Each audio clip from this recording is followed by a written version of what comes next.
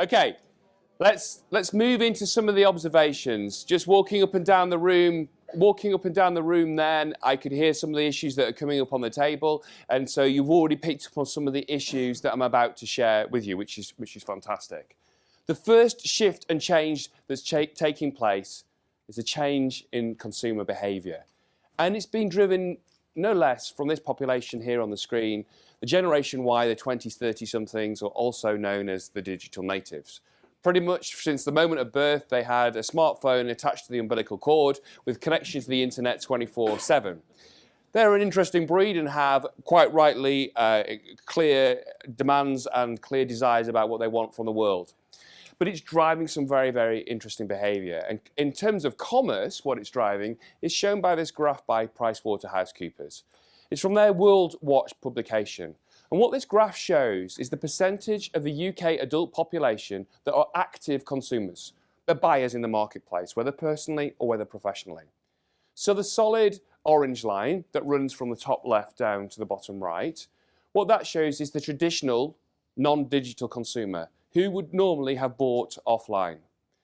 The dotted orange line going from the bottom left up towards the top right is the new digital native consumer. So the amount of people that are trading and would go as their default first place to go and buy online. But just out of interest, who here has bought something online in the last month? Put your hands up. Probably 90% of the room. Who here has bought something online in the last month from a mobile device, a tablet or a smartphone? Yeah, probably about 50% of the room. And this is the trend. And that graph, the intersection, the important crossover point is now. It's 2015, 2016. It's at this point when more trade is going to be done in the digital space and done online. Now, whether or not the final ink is signed on the deal, metaphorically, in your business, in the online space or not, here's a really important statistic. Google have said that through their research, that by the time that a prospective customer first reaches out to your business to get in touch with you, interested in buying a product or service, whether that's by email, whether that's through an order online, or whether that's instant message, or goodness, they may even pick up the phone.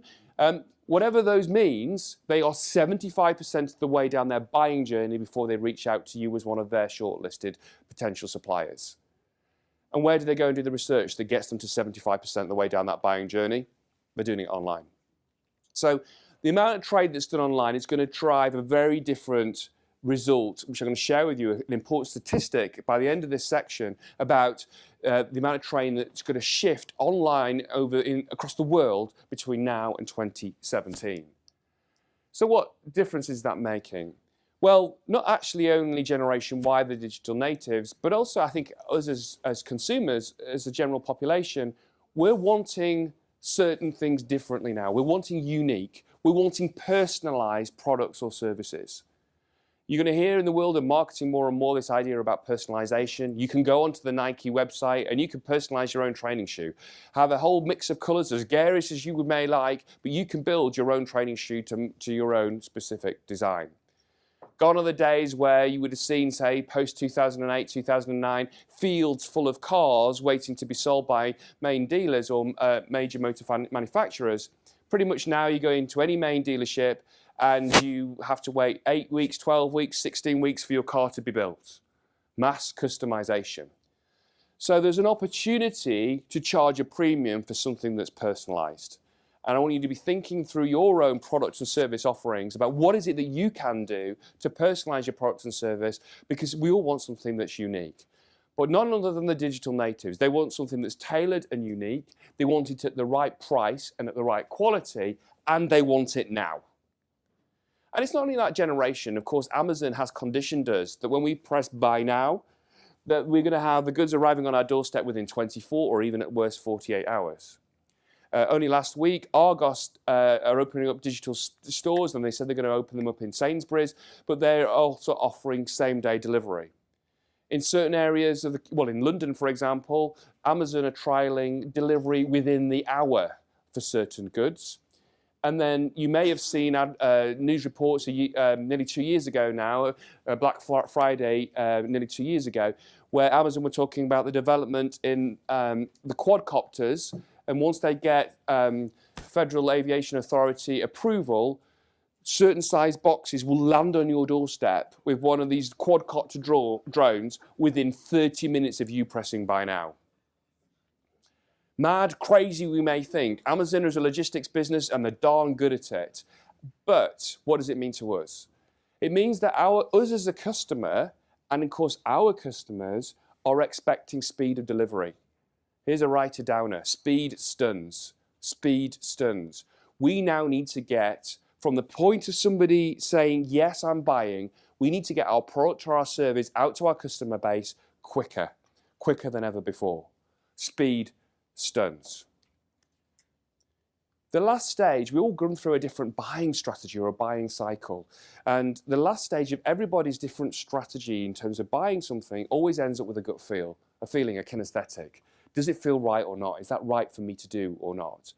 And once we've decided, right, I want to buy that, whether it's a personal purchase or a business-based purchase, we kind of want it immediately, don't we? That whole idea about human nature and instant gratification. So the quicker that we can fulfill on that desire, that emotional need, the better. And if we don't do it quick enough, somebody else could take over that opportunity of that sale for us. So speed stuns. We're going to have to get our products to the marketplace quicker. The second key trend is the pace and rate of innovation. We're going to have to innovate our products quicker in order to keep up with changing customer demand. We've been conditioned that every year there's going to be a latest mobile or smartphone that comes out. Every 2 years, a facelift on a vehicle. Fashions change 3 or 4 times a year across the different seasons. You've now got companies such as Apple this year that have quite clearly got into the pattern of quarterly product releases, product launches for their different aspects of their product range. There are many companies out there across the global marketplace that are bringing to the market new or updated products on a quarterly basis. We need to keep up. We need to keep ahead. And if we're not, somebody else will be overtaking us in the industry. So long has been the time about this whole concept about rapid prototyping, and with the advent of 3D printers growing, you can 3D print parts of construction, parts of buildings. In the US, you can go into your own Staples store and you can buy a 3D printer. They can 3D print or use additive manufacture, as it's also known, body parts, replacement body parts. The latest Airbus aircraft has 1,000 components in it that have been made by 3D printing, by additive manufacturing. And one of my clients is a professional additive manufacturing organization, and they 3D print the exhaust systems for one of the Formula One teams. It's phenomenal, absolutely phenomenal, the pace and the way that technology is going. So we can go to prototypes a lot quicker with ideas. But there's a gentleman that attended this event in Norwich, and he's gone a stage further than that. His business is providing shampoo bottles and hand soap dispenser bottles to companies like Boots. He's got a holographic projector, and he can sit with the buyers from Boots around a meeting room table with a holographic projector and the CAD software on his laptop.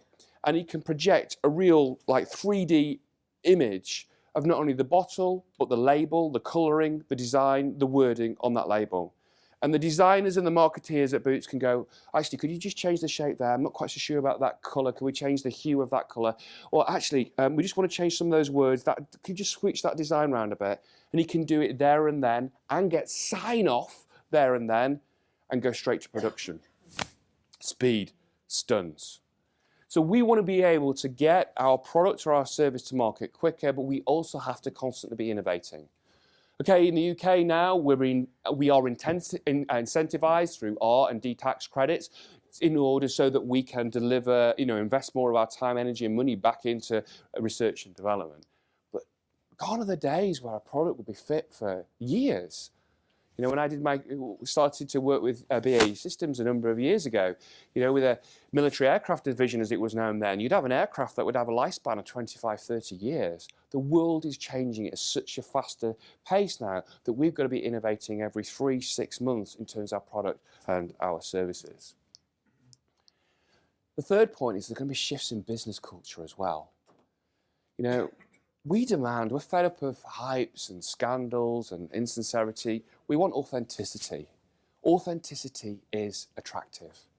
what we desire. And actually one of our brands and our brand strengths online in the online space is going to be the degree to which we are open. And I mean radically open.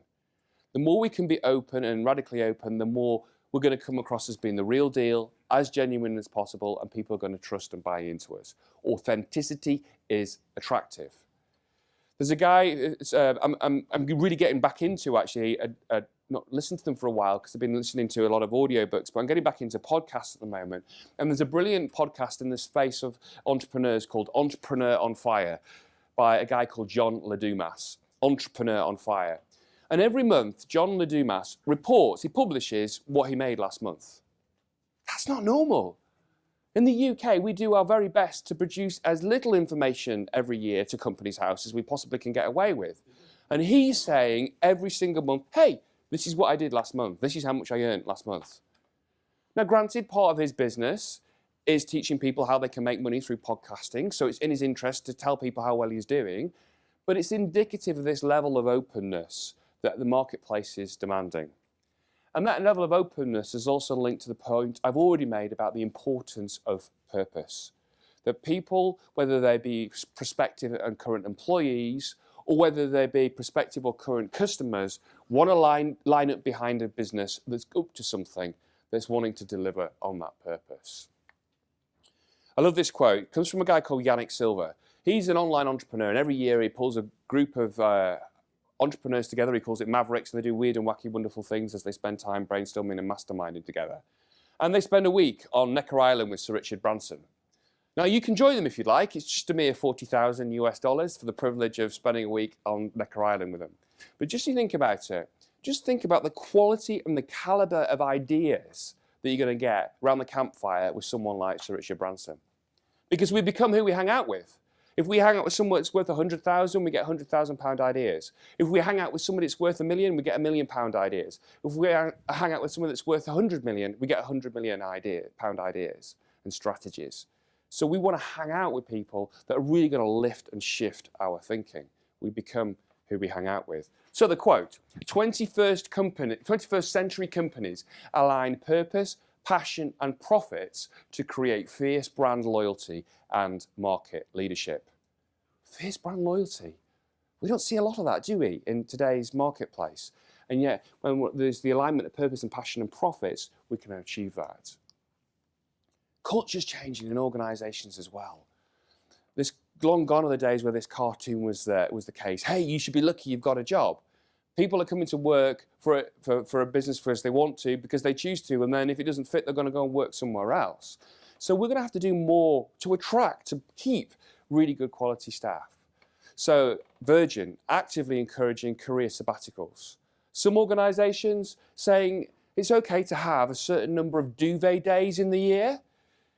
So you and I may have a view about what that might do to productivity, but certain organisations said, hey, if you don't feel like coming in today, you can just take one of your duvet days. There was a guy in Swansea last week who said to his whole team, you can have unlimited holidays, unlimited unpaid. You have a normal holiday allotment, but you can take unlimited unpaid holidays.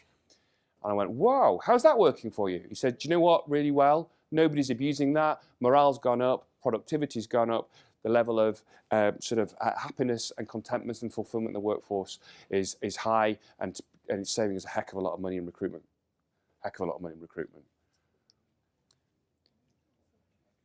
Stage 4. You could just see the wave of looks through the room then. What? Unlimited holidays? Shock horror. So, the next stage, the next point. Let's move into the world of tech.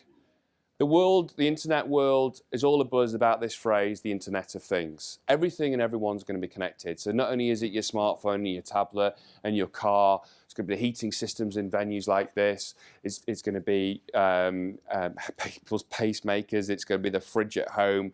Everything and everyone's going to be connected. In actual fact, Cisco reckon that by 2018, there will be 21 billion devices connected to the internet. Now that's going to have a massive impact, not only in terms of power demands, but it's also going to have a massive impact in terms of data going down, say, the infrastructure of the fibre optic and broadband across the UK. The BT chief scientist, chief engineer has said that since they first started to play around with fibre optic, they've worked out how they can increase the amount of data that goes down that pipe 1,000 times. But they're at that wit's end now to work out what on earth that they can do to increase further capacity. But it's cost prohibitive to basically roll out parallel cabling all the way around the UK, parallel fibre optic. But in parallel to that, or in conjunction with that, there's 3 different privately led consortiums in the US right now that are working on different technologies, whether it be satellite technology or whether it be balloon technology, where that it's reckoned by something like 2025, every single person on the planet via their mobile device will be able to have a 1 gigahertz connection to the internet via a balloon or via a satellite. It's such the pace at which things are moving. What does that mean to our business? Well, Cisco reckon that by 2018, 4 billion people will be online. And another stat I read last week that said that actually by 2020, it's going to be 5 billion. So this means there's more and more people across the globe that previously have not had access to the internet, or at least decent broadband speed to the internet, will now be accessing via their mobile device. That's a new marketplace, a massively new opening up marketplace that we can possibly serve with our products and our services. 79% of the traffic that's going to go across the internet is going to be video-based traffic, and more of that later. It's a massive important statistic. 79% of the traffic, according to Cisco, that goes across the web is going to be video-based traffic, and 75% of the connections are going to be Wi-Fi-based connections.